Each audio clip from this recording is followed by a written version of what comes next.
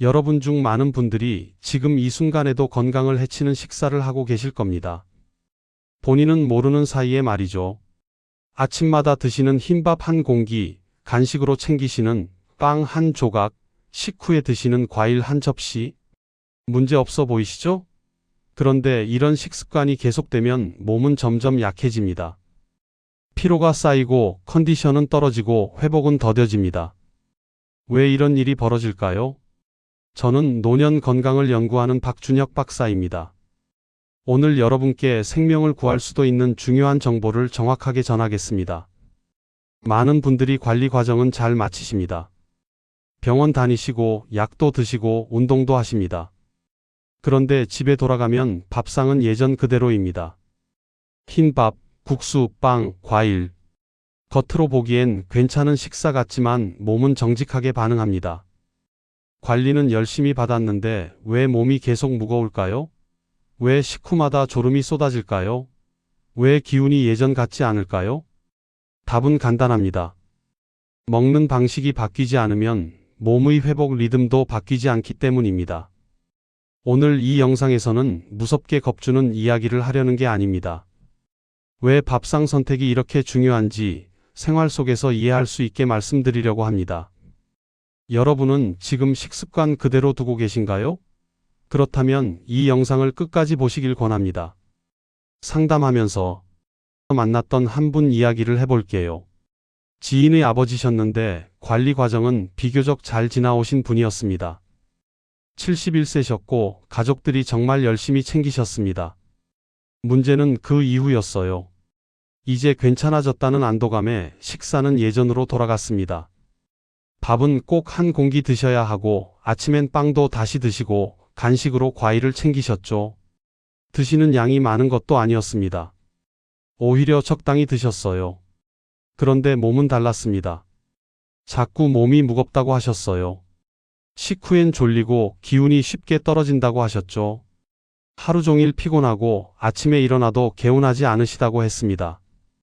가족들은 걱정이 됐습니다. 관리도 다 받았는데 왜 이러시는 걸까 싶었죠. 그때 제게 연락이 왔습니다. 혹시 뭔가 놓친 게 있는 건 아닌지, 어떻게 해야 할지 물어보셨어요.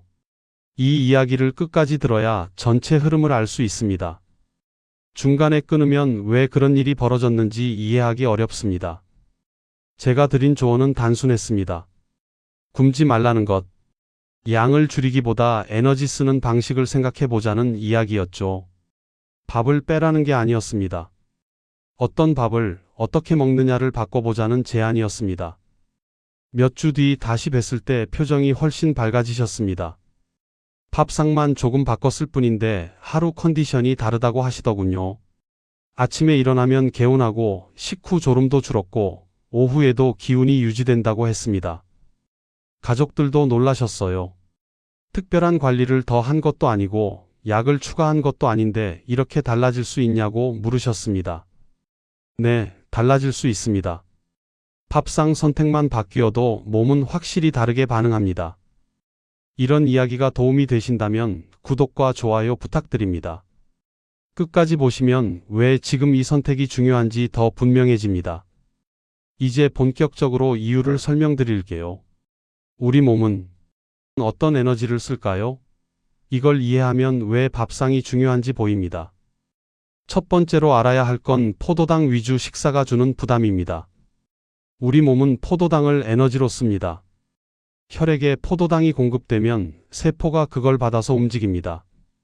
이건 자연스러운 과정입니다. 문제는 정제된 탄수화물이 잦을 때 벌어집니다. 흰밥, 빵, 국수, 떡 같은 음식들이죠.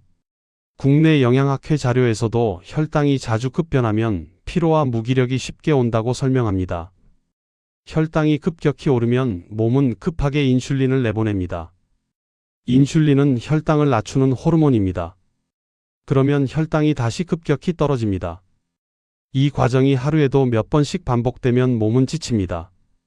혈당이 오를 때는 일시적으로 기운이 나는 것 같습니다. 그런데 금방 떨어집니다. 그러면 다시 배가 고프고 또 뭔가 먹고 싶어집니다. 이게 반복되는 겁니다. 마치 롤러코스터 타는 것처럼 오르락내리락 합니다. 서울대 의대 연구팀이 발표한 자료를 보면 60대 이상에서 혈당 변동폭이 클수록 일상활동 능력이 떨어진다고 나옵니다. 계단 오르기, 걷기, 집안일 같은 기본 활동조차 힘들어진다는 겁니다.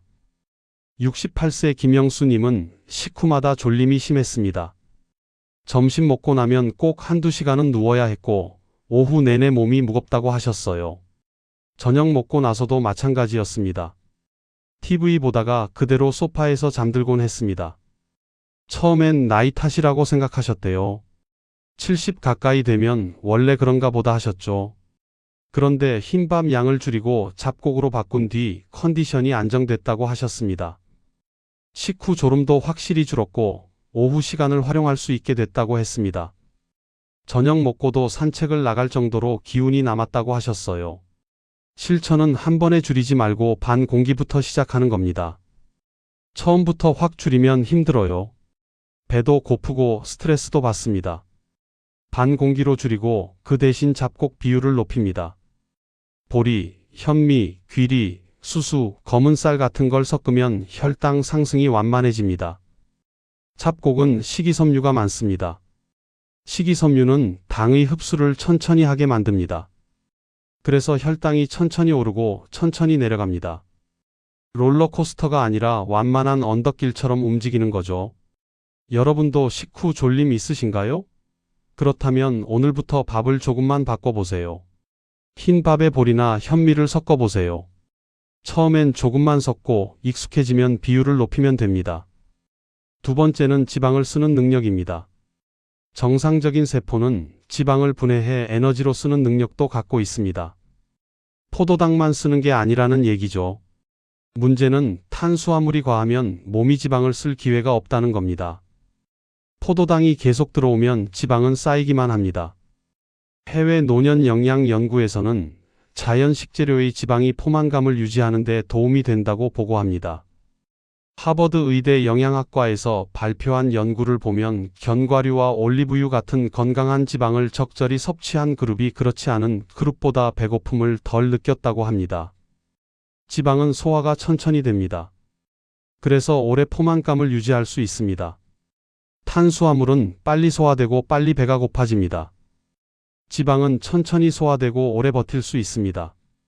72세 이정희님은 빵 대신 달걀과 견과류로 아침을 바꿨습니다. 처음엔 익숙하지 않아서 힘들었는데 한 달쯤 지나니 허기 간격이 길어졌다고 했습니다. 전에는 아침 먹고 2~3시간만 지나면 배가 고팠는데 이제는 점심까지 무리 없이 버틸 수 있다고 하셨어요. 아침에 빵 2개를 드셨을 때는 10시만 되면 배가 고파서 과자를 찾았다고 합니다.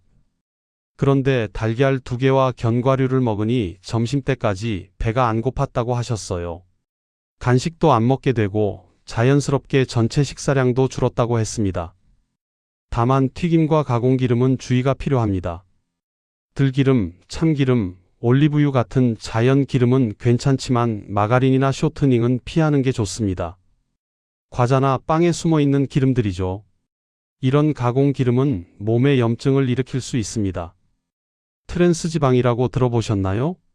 가공 과정에서 만들어지는 나쁜 지방입니다.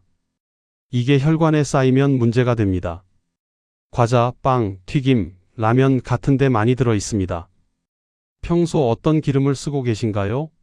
한번 확인해 보시길 권합니다. 요리할 때는 들기름이나 참기름을 쓰세요. 샐러드에는 올리브유를 쓰시면 됩니다. 튀김은 가능하면 줄이시고 굽거나 찌는 걸로 바꿔보세요. 세 번째는 단백질입니다. 적당히 먹어야 합니다. 단백질은 꼭 필요합니다. 근육을 유지하고 면역을 지키고 몸을 회복시키는 데 필수입니다. 그런데 과하면 오히려 부담이 됩니다. 한국 노인 영양 가이드에서도 체중에 맞춘 섭취를 권장합니다. 체중 1kg당 1g 정도가 적당합니다. 70kg이면 하루 70g 정도죠. 70g이 얼마나 되냐고요? 달걀 하나에 6g, 두부 반 모에 10g, 생선 한 토막에 20g 정도 들어 있습니다. 고기 100g에는 20g 정도 들어 있고요. 이렇게 계산하면 하루 70g 채우는 건 어렵지 않습니다. 70세 박순자님은 매 끼니 고기 위주로 드셨습니다. 건강하려면 고기를 많이 먹어야 한다고 생각하셨대요. 아침에 소시지, 점심에 돼지고기, 저녁에 닭고기 이렇게 드셨습니다. 그런데 소화가 잘 안 되고 속이 더부룩하다고 하셨어요. 트림도 자주 나오고 밤에 잠도 잘 못 주무셨다고 합니다. 생선과 콩을 나눠 먹으며 소화가 편해졌다고 했습니다. 아침엔 두부, 점심엔 생선, 저녁엔 가끔 고기 이런 식으로 바꾸니 속이 훨씬 편했다고 하셨어요. 잠도 잘 오고 아침에 일어날 때도 개운했다고 했습니다. 고기만 고집할 필요 없습니다. 생선, 달걀, 두부, 콩 같은 걸 골고루 먹으면 됩니다. 생선은 고등어, 삼치, 갈치가 좋습니다. 달걀은 하루 두세 개까지 괜찮습니다. 두부는 부담 없이 먹을 수 있고 콩은 국이나 나물로 먹으면 됩니다. 하루 단백질 양을 생각해 보신 적 있으신가요? 너무 많아도 너무 적어도 문제입니다. 적으면 근육이 빠지고 많으면 신장에 부담이 갑니다. 적당히 먹는 게 중요합니다. 네 번째는 채소의 역할입니다. 채소는 혈당 상승을 완만하게 하고 몸의 균형을 잡아줍니다. 국내외 연구에서 채소 섭취량이 많은 식단이 생활 리듬 유지에 도움이 된다고 보고합니다. 미국 하버드대 연구팀이 20년 동안 추적한 연구를 보면 채소를 많이 먹는 사람들이 그렇지 않은 사람들보다 활력이 높았다고 합니다. 채소는 식이섬유가 풍부합니다. 식이섬유는 장에서 당과 지방의 흡수를 천천히 하게 만듭니다. 그래서 혈당이 급격히 오르지 않습니다. 또 장내 환경을 개선해서 소화도 편하게 만들어줍니다. 변비도 예방하고 장 건강도 지켜줍니다. 채소에는 비타민과 미네랄도 풍부합니다. 비타민 C, 비타민 K, 칼륨, 마그네슘 같은 영양소들이 많이 들어 있습니다. 이런 영양소들은 면역을 강화하고 뼈를 튼튼하게 하고 혈압을 조절하는 데 도움이 됩니다. 채소는 생으로도 익혀도 좋습니다. 생채소는 식이섬유가 그대로 있고 비타민C도 파괴되지 않습니다. 익힌 채소는 소화가 편하고 양을 많이 먹을 수 있습니다. 둘 다 장점이 있으니 섞어서 드시면 됩니다. 오늘 식탁에 채소는 얼마나 있었나요? 한 끼에 채소 한두 접시는 드셔야 합니다. 상추, 깻잎, 오이, 토마토, 브로콜리, 시금치, 당근 뭐든 좋습니다. 색깔이 진한 채소일수록 영양소가 많습니다. 김치도 좋은 채소입니다. 발효 과정에서 유산균이 생겨서 장 건강에 도움이 됩니다. 다만 너무 짜지 않게 드세요. 싱겁게 담근 김치가 좋습니다. 다섯 번째는 가공식품의 영향입니다. 가공식품은 당과 첨가물이 숨어 있는 경우가 많습니다. 잦은 섭취는 몸의 부담으로 이어질 수 있습니다. 라면, 햄, 소시지, 과자, 빵, 즉석밥, 냉동식품 같은 것들이죠. 가공식품의 문제는 보이지 않는 당입니다. 과자 한 봉지에 각설탕 10개 분량의 당이 들어 있습니다. 빵 한 개에도 각설탕 5개 정도 들어 있습니다. 요구르트에도 설탕이 많이 들어 있습니다. 건강식품처럼 보이지만 실제로는 당 덩어리입니다. 식품의약품안전처 조사 결과를 보면 가공식품 섭취량이 많은 노인일수록 대사질환 위험이 높았다고 합니다. 가공식품에는 나트륨도 많습니다. 짜게 먹으면 혈압이 오르고 부종도 생깁니다. 65세 최성호님은 편의식 빈도를 줄인 뒤 속이 편해졌다고 말했습니다. 전에는 바쁘면 라면이나 즉석밥을 자주 드셨는데 이걸 줄이고 직접 끓인 국과 밥을 드시니 소화가 훨씬 나아졌다고 했습니다.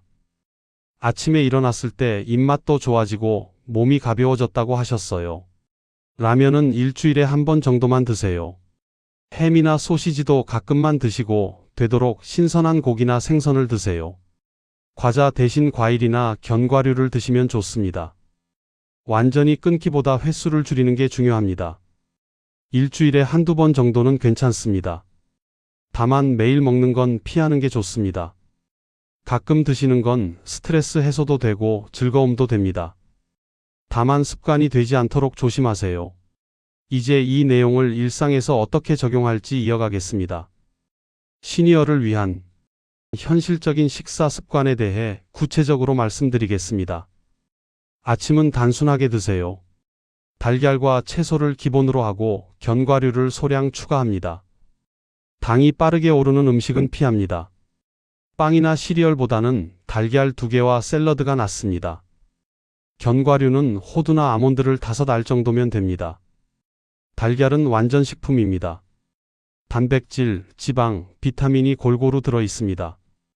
특히 노른자에는 레시틴이라는 성분이 있어서 뇌 건강에도 좋습니다. 콜레스테롤 걱정하시는 분들 많은데 달걀 콜레스테롤은 혈중 콜레스테롤에 큰 영향을 주지 않습니다. 하루 2~3개는 괜찮습니다. 달걀은 삶아도 좋고 부쳐도 좋고 스크램블로 만들어도 좋습니다. 채소는 방울토마토, 오이, 상추, 깻잎 같은 걸로 곁들이면 됩니다.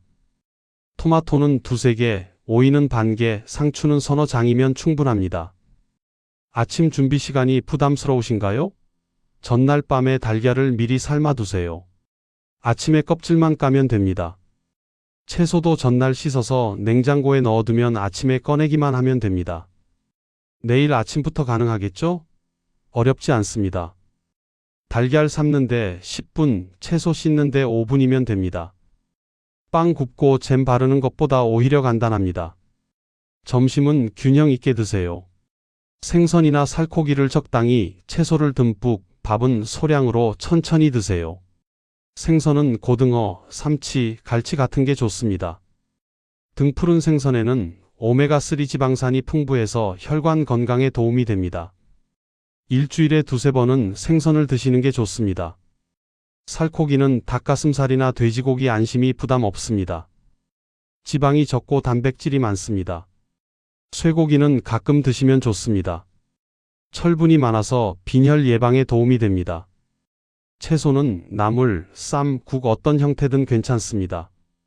중요한 건 양입니다.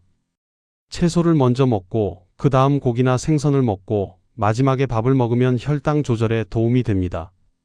이걸 식사 순서라고 합니다. 채소를 먼저 먹으면 식이섬유가 위장에 먼저 들어갑니다. 그러면 나중에 들어오는 당과 지방의 흡수가 천천히 됩니다. 혈당이 급격히 오르는 걸 막아줍니다. 식사 속도는 어떤 편이신가요? 빨리 먹으면 혈당이 급격히 오릅니다. 포만감도 늦게 느껴져서 과식하기 쉽습니다. 천천히 씹으면서 드세요. 한 끼를 20분 이상 드시는 게 좋습니다. 한 입 넣고 20번 이상 씹으세요. 처음엔 어색하겠지만 익숙해지면 자연스러워집니다. 천천히 먹으면 소화도 잘 되고 포만감도 빨리 느껴집니다. 자연스럽게 식사량도 줄어듭니다. 점심 메뉴 추천해 드릴까요? 생선구이에 된장국, 나물 서너 가지, 잡곡밥 반 공기. 이게 이상적인 점심입니다. 집에서 먹기 어려우시면 식당에서도 이렇게 주문하시면 됩니다. 백반집에 가서 밥 반 공기만 달라고 하시면 됩니다. 저녁은 가볍게 드세요. 늦지 않게 드시고 채소 비중을 늘립니다. 위장이 쉴 시간을 주는 것도 중요합니다. 저녁 6시나 7시에 드시고 그 이후엔 물만 마시는 게 좋습니다. 늦게 먹으면 소화가 안 된 채로 잠들게 됩니다. 그러면 수면의 질이 떨어집니다. 저녁에 탄수화물을 많이 먹으면 자는 동안 소화가 안 됩니다. 소화가 안 되면 숙면을 못 합니다. 자다가 깨기도 하고 아침에 일어났을 때 입맛도 없습니다. 밥보다는 국과 반찬 위주로 드세요. 두부찌개, 된장국, 미역국 같은 게 좋습니다.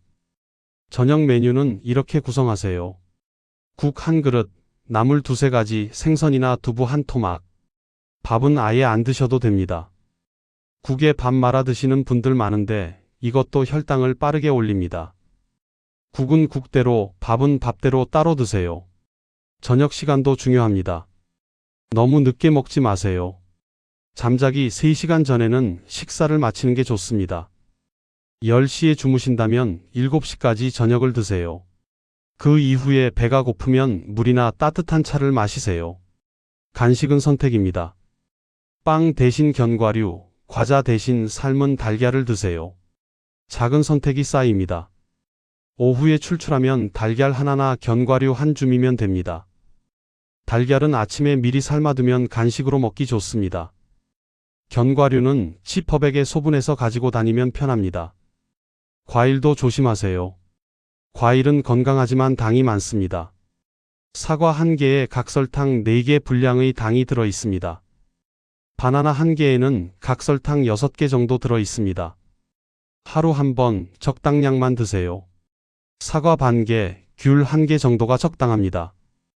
과일은 식후보다 식간에 드시는 게 좋습니다.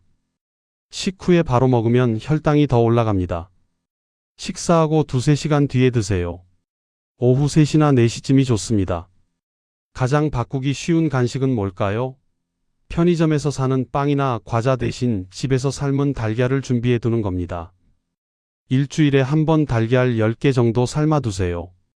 냉장고에 넣어두고 하루에 1~2개씩 꺼내 먹으면 됩니다. 완벽보다 지속이 중요합니다. 10번 중 8번이면 충분합니다. 중요한 건 다시 돌아오는 힘입니다. 1~2번 실수해도 괜찮습니다. 다음 끼니부터 다시 시작하면 됩니다. 어제 과자를 먹었다고 포기할 필요 없습니다. 오늘부터 다시 하면 됩니다. 너무 엄격하게 하면 스트레스 받고 결국 포기하게 됩니다. 80%만 지키면 됩니다. 나머지 20%는 여유를 두세요. 일주일에 한 번쯤은 좋아하는 음식 드세요. 그게 더 오래 갑니다. 가족 모임이나 친구 만남에서는 편하게 드세요. 그런 날까지 신경 쓰면 스트레스 받습니다. 즐겁게 먹고 다음 날부터 다시 평소대로 드시면 됩니다. 하루 이틀 벗어나는 건 큰 문제가 안 됩니다. 여러분 방식은 어떤 게 오래 갈까요? 완벽하게 하려다 포기하는 것보다 적당히 하면서 오래 가는 게 낫습니다. 100점을 목표로 하지 마세요. 80점만 유지하면 충분합니다. 실천하다 보면 몸이 달라지는 걸 느낄 겁니다. 일주일만 해보세요. 식후 졸음이 줄어듭니다. 1달 하면 아침에 일어날 때 개운합니다. 3달 하면 주변에서 건강해 보인다고 얘기합니다. 작은 변화가 쌓여서 큰 변화가 됩니다. 이제 오늘 이야기를 정리해 보겠습니다. 오늘 이야기의 핵심은 이것입니다. 특별한 음식이 답이 아닙니다. 굶는 것도 답이 아닙니다. 잘못된 상식은 참아야 건강해진다는 생각입니다. 밥을 끊고 고기를 끊고 맛있는 건 다 끊어야 건강해진다고 생각합니다. 그렇지 않습니다. 건강은 참는 게 아닙니다. 선택을 바꾸는 겁니다. 올바른 관리는 내 몸이 편하게 쓰는 에너지를 이해하고 선택을 조금씩 바꾸는 것입니다. 밥을 끊는 게 아니라 밥의 종류를 바꾸는 겁니다. 고기를 끊는 게 아니라 고기와 생선과 콩을 골고루 먹는 겁니다. 간식을 끊는 게 아니라 간식의 종류를 바꾸는 겁니다. 제대로 관리하지 않으면 어떻게 될까요? 피로와 무기력이 반복되고 생활의 질이 떨어집니다. 아침에 일어나도 개운하지 않고 오후만 되면 지칩니다. 밤에도 잘 못 자고 다음 날 또 피곤합니다. 이런 생활이 반복되면 의욕도 없어지고 활동도 줄어듭니다. 반대로 선택이 바뀌면 어떻게 될까요? 몸의 리듬도 달라집니다. 아침에 일어나면 개운하고 하루 종일 기운이 유지됩니다. 식후 졸음도 줄고 밤에 잘 자고 다음 날 또 활기찹니다. 이런 생활이 반복되면 의욕도 생기고 활동도 늘어납니다. 오늘 당장 실천할 한 가지를 말씀드리겠습니다. 오늘 저녁 밥을 조금 줄이고 채소를 한 접시 더 드셔보세요. 그게 다입니다. 거창한 거 아닙니다. 밥을 반 공기로 줄이고 대신 나물이나 샐러드를 한 접시 더 먹는 겁니다. 내일 아침엔 빵 대신 달걀 2개와 토마토를 드셔보세요. 모레엔 간식으로 과자 대신 견과류를 드셔보세요. 하루하루 조금씩 바꾸면 됩니다. 작은 실천이 쌓이면 큰 변화가 됩니다. 다음 영상에서는 시니어가 특히 조심해야 할 아침 식사 실수에 대해 말씀드리겠습니다.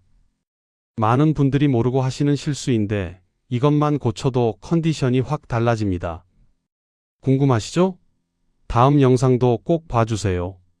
여러분은 오늘 어떤 선택부터 바꿔보고 싶으신가요? 댓글로 남겨주세요. 밥을 바꾸고 싶으신지, 간식을 바꾸고 싶으신지, 아침을 바꾸고 싶으신지 알려주시면 다음 영상에 참고하겠습니다. 여러분의 경험도 공유해 주시면 다른 분들께도 큰 도움이 됩니다. 구독과 좋아요 부탁드립니다. 알림 설정도 해두시면 다음 영상을 놓치지 않으실 겁니다. 여러분의 건강한 밥상을 응원합니다. 감사합니다.